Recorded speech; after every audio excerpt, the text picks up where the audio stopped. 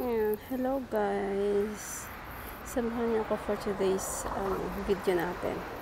Pakita ko sa inyo ang maliiting town ng small town ng Dibon. Ito siya, boundary ito siya ng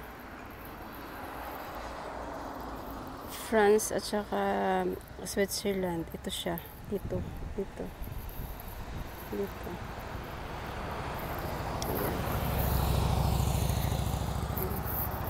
Tapos ito siya is France na to siya, sakop ng France, Dibon.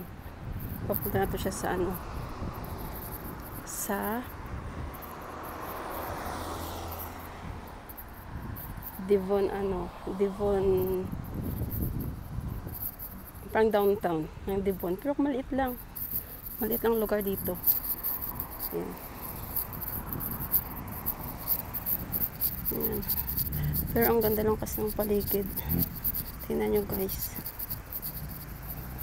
Samahan nyo ako for today. Ikot ko kayo dito.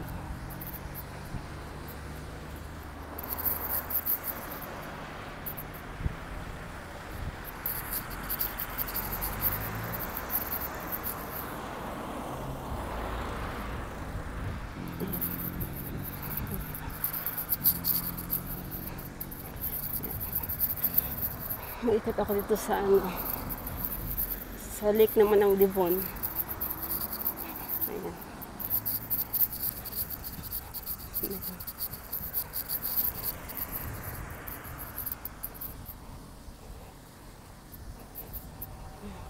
Maliit lang ang lugar dito, maliit lang ang kumbaga, wala siyang maraming establishment ng commercial. Kumbaga parang lahat apartments. Tapos wala silang mga malalaking store. Meron lang dito is parang mga convenience store.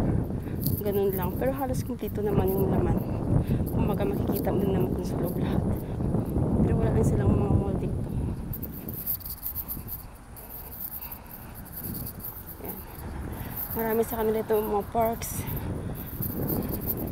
pasyalan, mga open space. Okay.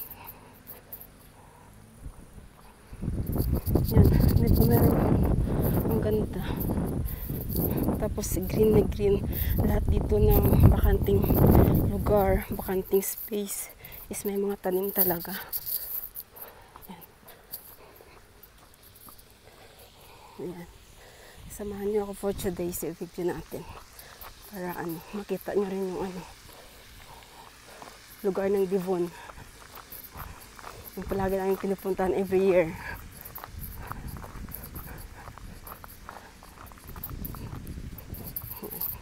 Maglalakad ako for today para ikot ko kayo.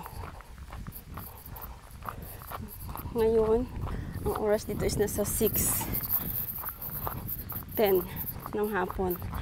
Pero yung sunset dito is nawawala siya ng mga around 10 o'clock na. Kumbaga gabi na dapat, diba?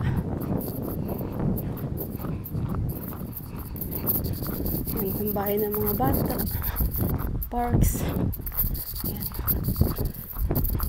Ang bahay ng mga family. Mostly kasi pagka ganitong hapon, kahit yung mga family dito, sa labas sila nag-stay, hindi sila nag-stay sa bahay nila. Kasama yung mga kids.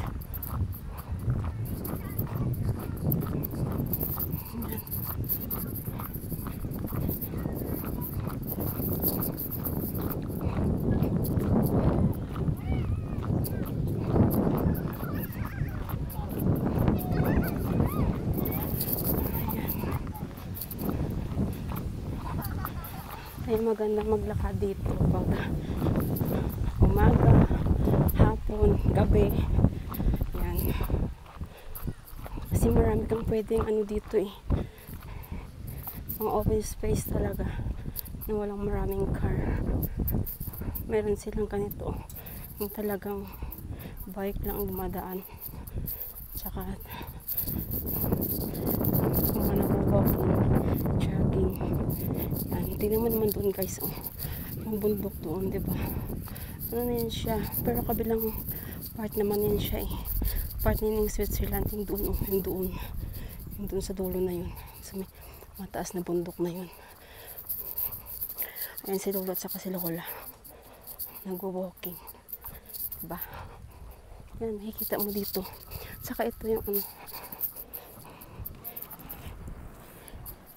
Ito naman yung pinaka-lake ng ano. Pinaka-lake ng Devon. Malaki din ito eh. Hanggang doon. Doon sa kabila. Yan.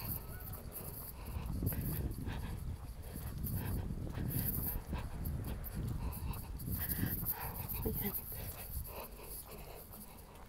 Ayan. Tapos doon sa kabila na yun doon ang ano, Devon Center. Kumbaga doon na may mga restaurant. Ayan. Kahit saan naman dito may mga mini restaurant. Pwede kang mag stop over. Halimbawa, ganito naglalakad ka. Pwede kang mag stop over. Mag coffee, ice cream. Marami silang ano, ay offer. Kumbaga. Ayan. Tingnan mo doon. Diba? Ang ganda. Ayan.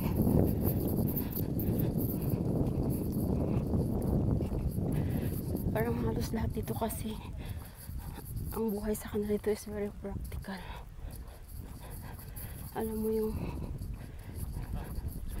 lahat mahalaga kumbaga. Kaya kahit maliit na space lang, kasi meron sila talagang nakalagay, ginagawa nila ng stool, parang coffee shop, ganyan. Ayan oh. Diba? Meron ditong ano, activity dito sa ano, sa lake na to pag ano nila, pag festival dito. Yan. Tapos diba? Yan oh.